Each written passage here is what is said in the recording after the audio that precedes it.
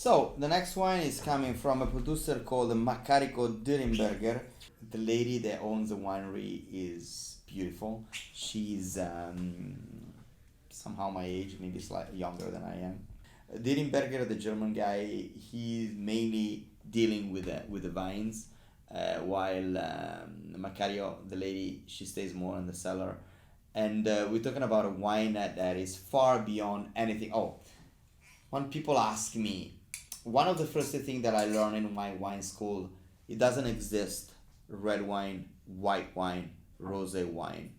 When a rosé, you don't call the wine a rosé anymore, you start to call it a light red. Or when a white wine is starting to get into the orange side and so on. And this is a wine that is there to tell you that please forget about the concept of what is a rosé and what is a red.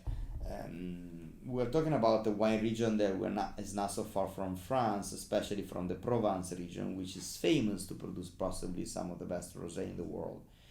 And and a grape variety that doesn't really have a strong color in it. The issue of color, there was a beautiful article from Le Rouget and Le Noir, a wine journalist. We're talking about a wine review from France, and the article from I think it was 2001 and said, which problem you have Italians with the color of the wine. Most of you maybe are not aware about what happened in the Barolo region in the 90s. Most of the problem of the Barolo was about giving color to the Nebbiolo. And I can see some of my American friends, when they taste wines, they look at it. And they look at it and they look at it and they see that there is a big dark color. Then they move the glass like this. And they see the legs, they see that the wine is kind of a big viscosity, is strong and thick and bold. And they think this is good because there's a lot of concentration in it. I'm not saying they are wrong. Yes, I am. But that's not the point of being wrong or right. But to me, they're missing the point what the wine is about. First of all, the wine, you judge it with the palate, not with your eyes. Nose and palate, not the eyes.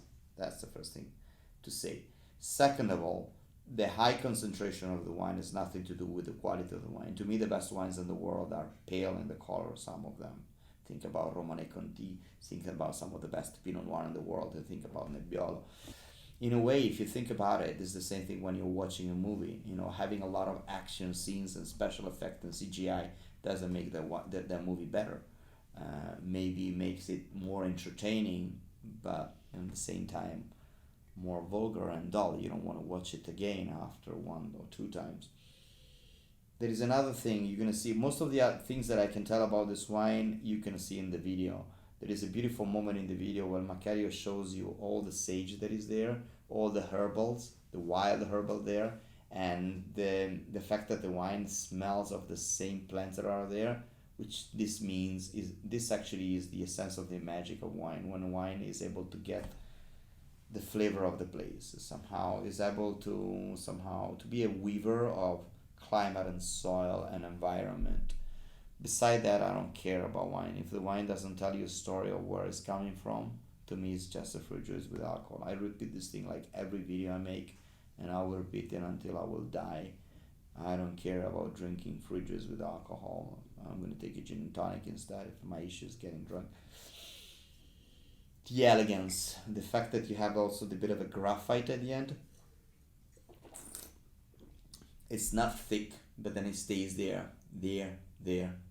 I'm pretty sure that most of you that are not used them, I struggle with most of you. I have to say, can I do my coming out tonight?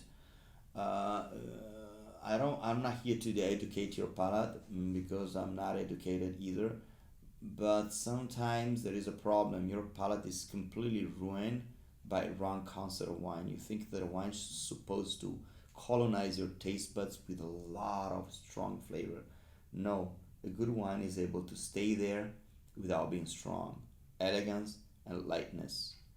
Strength and at the same time, I would say, is about being consistent and light without being superficial. This is a perfect description of a Rossese di Dolceacqua. All the other information you find it on the video. She's great in describing it. About pairings, wow.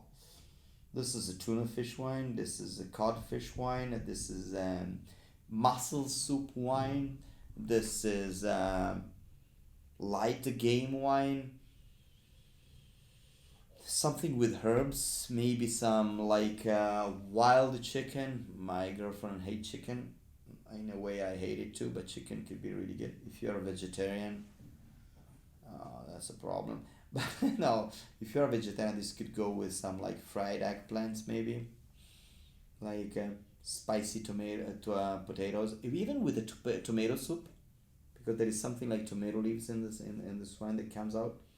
A good tomato soups, but finding good tomatoes is almost impossible. So forget about it. Ciao.